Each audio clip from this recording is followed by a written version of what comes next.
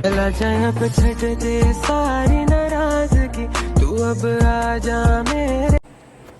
Hello সবাইকে, welcome back to my channel. সবাইকে স্বাগত আমার চ্যানেলে।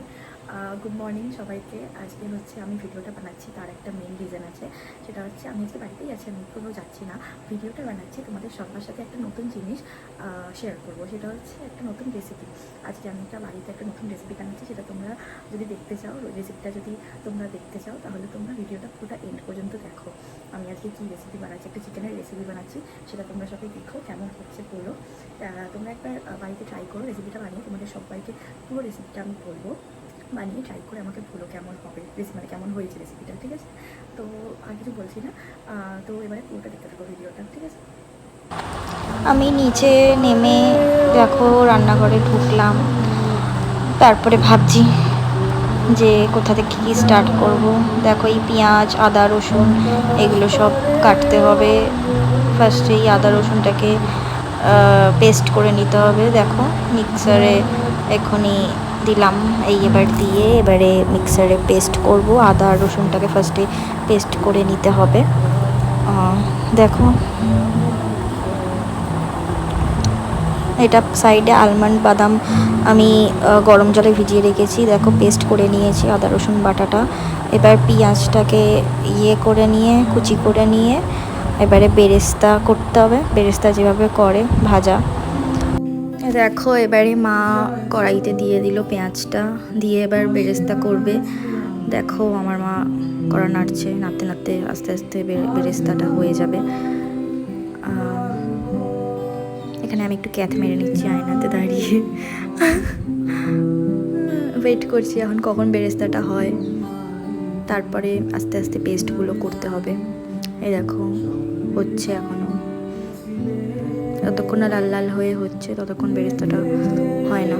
তো লাল লাল হওয়ার জন্য আমি মা দুজনেই ওয়েট করছি। দেখো এখানে বেরেস্তাটা হয়ে গেছে পেঁয়াজের। তো দেখো তুলে রাখলো আমার মা। এখন সাইডে এখন মাংসটা নিয়ে চলে এসছে। মাংসে ফার্স্টে হলুদ গুঁড়ো দিলাম, তারপরে ওর মধ্যে টক দই, আদা রসুনের পেস্ট, নুন, হলুদ গুঁড়ো তো দিলাম। এবার লেবুর রস দিয়ে এবারে ভালো করে মেখে এটাকে আধ ঘন্টার জন্য ফ্রিজে রেখে দিতে হবে। করছি রান্না, ওই আধ ঘন্টার জন্য ম্যারিনেশনওয়ালা চিকেনটা ফ্রিজে আছে। এরপরে বের করে আবার একটা পেস্ট দিতে হবে, পেস্ট দিয়ে আবার 1 ঘন্টা রেখে দিতে হবে। তোমরা দেখতে পাবো, করছি না আর কিছু করছি না। তো এবার একটা পেস্ট বানাবো, সেটা দেখো ওই পেস্টটা কী হয় সেটা দেখো। এখন চা খাচ্ছি বসে, দেখো। দেখো এবারে আমি পেস্টটা করব। এই পেস্ট যেটা মেন পেস্ট, ফার্স্টে আমি দেখো কাজু বাদাম দিয়ে দিলাম। কাজু বাদামের পর দেখো আস্তে আস্তে সব দিচ্ছি। এটা গোলমরিচ, দেখো গোলমরিচ, গোটা গোলমরিচ দিলাম কাজু বাদামের পরে। এরপর এগুলো হচ্ছে আমি পুদিনা পাতা ছিঁড়ে ছিঁড়ে দিচ্ছি। একসাথে সব মিক্সারে মিক্স হবে। দেখো এবারে পুদিনা পাতা দিচ্ছি ছিঁড়ে ছিঁড়ে ওর মধ্যে।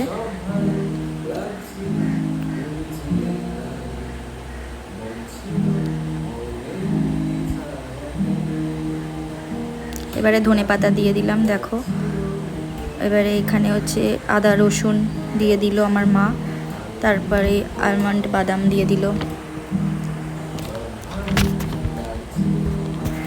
দেখো একটু পেস্ট করে নিয়ে মা কাঁচা লঙ্কাটাও দিয়ে দিল, আলমন্ড বাদাম এবার দিল। দেখো এগুলো সব একসঙ্গে পেস্ট হবে। এটা হচ্ছে বেরেস্তা ভাজাটা যেটা ছিল ওটাও দিয়ে দিল। এগুলো সব একসাথে পেস্ট হবে মিক্সারে। দেখো এই মা এবারে ভালো করে পেস্টটা করে নিচ্ছে। মাকে হাসতে বলছি, মা হাসছে না, কিরকম একটা গোমরামুখ করে আছে। দেখো কি সুন্দর সব কিছু একসাথে দিয়ে পেস্ট হয়ে গেল। একটুখানি জল দিয়ে দিয়ে দিয়ে দিয়ে স্মুথ একটা পেস্ট বানিয়ে নিতে হবে। দেখো জল দিয়ে দিয়ে একটা স্মুথ পেস্ট বানিয়ে নিয়েছে আমার মা। দেখো তো এবারে ওই 1 ঘন্টা যে মাংসটা, আধ ঘন্টা যে মাংসটা ছিল, ওই মাংসটা ফ্রিজ থেকে বার করে ওই পেস্টটা দিয়ে দেওয়া হলো ওটার মধ্যে। আধ ঘন্টা হয়ে গেছে যেহেতু, ফ্রিজ থেকে বার করে এবারে ম্যারিনেশনটা দিয়ে দিলাম। দিয়ে এবার মা ভালো করে মেখে নিচ্ছে যাতে মাংসগুলোতে ওই মশলাটা ঢুকে যায়। সুন্দর করে মাংসতে না ঢুকলে মশলাগুলো টেস্ট হবে না। তো ভালো করে মেখে নিচ্ছে আমার মা। দেখো মাখা হয়ে গেছে। এবারে ফ্রিজে এটা 1 ঘন্টার জন্য রেখে দিতে হবে। তো গাইজ এখন দেখতেই পাচ্ছ আমি এখন ইয়েটা ম্যারিনেশন করে ফ্রিজে রেখে দিয়েছি 1 ঘন্টা। তো সেই ম্যারিনেশনটা তোমাদেরকে দেখালাম, সেটা তোমরা দেখতে পাবে। তো এই ম্যারিনেশনটা শেষ হলে দেন মাংসটা রান্না হবে 1 ঘন্টা পর, এখন নয়। তো তোমরা দেখতে থাকো আমি কী করি না করি। এখন বসে আছি, 1 ঘন্টা কখন হয় না হয়। তো তোমাদের একটা কথা বলছি, সেটা হচ্ছে তোমরা যদি ভাবো যে রান্নাটা আমার মা করছে আমি করছি না, ঠিক আছে, রান্নাটা আমার মা করছে আমি করছি, আর তোমাদের দেখে দেখাবো, তারপরে ভুল ভাবছো। আমার মাই রান্নাটা করছে কিন্তু রেসিপিটা আমার। তো ভুল ভাবছো না, ঠিকই ভাবছো, অবশ্য আমার মাই রান্নাটা করছে, ঠিক আছে। তো এবার মেন কথা হচ্ছে আমার মা রান্না করছে ঠিকই, কিন্তু রেসিপিটা আমার, কারণ রেসিপিটা আমি মাকে বলে দিচ্ছি আর মা রান্নাটা করছে, ঠিক আছে। এবারে মামার মা রান্নাটা করছে কিন্তু আমি রান্নাটা করছি না, কারণ সেটা হচ্ছে আমাকে তোমাদেরকে দেখাতে হচ্ছে ভিডিওটা করে। তো আমি অতটা প্রফেশনাল নই যে এক হাতে ক্যামেরা ধরে এক হাতে ফোন ধরে আমি এক হাতে রান্না করবো। তো শিখতে সময় লাগবে, তো আমি জানি না। তো এটা আমার ফার্স্ট টাইম, তো আমি জানি না যেহেতু। তো আমি মাকে বললাম যে মা তুমি রান্নাটা করো, আমি ভিডিওটা করি, কারণ আমি এক হাতে রান্না এক হাতে ভিডিও করতে পারবো না। তো সেই কারণে আমি মাকে বলে দিচ্ছি প্রত্যেকটা রেসিপি, কোথায় কোনটা পর কোনটা কী পেস্ট হবে না হবে, কোনটা ম্যারিনেশনে কী যাবে না যাবে, সেগুলো আমি মাকে বলে দিচ্ছি। আর মা করছে, আর আমি ওই জন্য ক্যামেরাটা ধরে তোমাদেরকে দেখাতে পারছি। তাহলে মা যদি না করতাম তাহলে কিছু করতে পারবো না, ক্যামেরা ধরে কিছু করতে পারবো, ঠিক আছে। তো ওই জন্য মা করছে, মা একটু হেল্প করছে আমাকে। তো কী করবো, আর কিছু বলার নেই। তো এবারে এটাই বলার ছিল যে আমার মা একটু হেল্প করছে ওটা, কারণ আমি ফার্স্টেই ভিডিও করে তোমাদেরকে বলেছিলাম না যে রান্নাটা আমি করছি। তোমাদের দেখে মনে হতে পারে যে এই কি মা রান্না করছে, আর প্রথমে বললো আমি রান্না করছি, যে না, মা রান্না করছে, আমি আমারই রেসিপি আমি মাকে বলে দিচ্ছি, মা করছে। কারণ আমি যদি রান্না করি মা ভিডিও করতে পারবে না, আমাকেই ভিডিও করতে হবে, ওই জন্য। তো আর কিছু বলার নেই। তো দেখতে থাকো ভিডিওটা কেমন লাগে না লাগে। নিচে ওই ম্যারিনেশনটা করে দিয়েছি, চিকেনটা তো ফ্রিজে আছে 1 ঘন্টার জন্য। দেন 1 ঘন্টা পরে গিয়ে কী হচ্ছে দেন রান্না তোমাদেরকে দেখাচ্ছি। তোমরা তাহলে দেখতে থাকো, স্কিপ করবে না, দেখতে থাকো। খুব ভালো ইন্টারেস্টিং একটা খাবার হচ্ছে, তোমরা দেখতে থাকো জাস্ট। তো এবারে আমি মাংসটা বের করছি, মাংসের ম্যারিনেশনটা যেটা আছে ওটা ফ্রিজ থেকে বের করছি। তো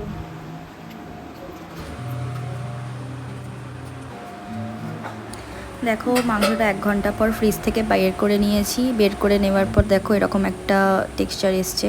তারপরে কড়াইতে গরম তেল আর বাটার দিয়ে দিয়েছি, গরম করে নিয়েছি। এবার এটার মধ্যে দারচিনি, এলাচ, লবঙ্গ, গোটা গোলমরিচ দিয়ে দিয়েছি। দেখো ভালো করে নাড়ছি আমি, ওর মধ্যে দিয়ে ফোড়ন দিচ্ছি। এটা হচ্ছে সাজিরে দিলাম আমি, সাজিরে একটা আলাদা পাওয়া যায়, ওটা দিয়ে দিলাম।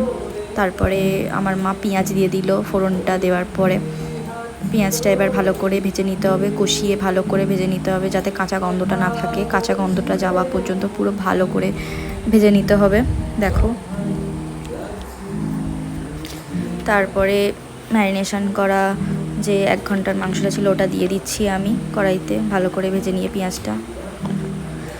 দেখো আস্তে আস্তে পুরো মাংসটা দিয়ে দিলাম কড়াইতে আমি। দেখো এটা ভালো করে এরকমভাবে নেড়ে নিতে হবে, ভালো করে না নাড়লে সেদ্ধ হবে না। মানে আমার মা এসে কি আমাকে বলছে, বাবার পকেট থেকে টাকা পেয়েছে কাচতে গিয়ে। সব বাড়িতেই হয় আশা করি এই জিনিসটা।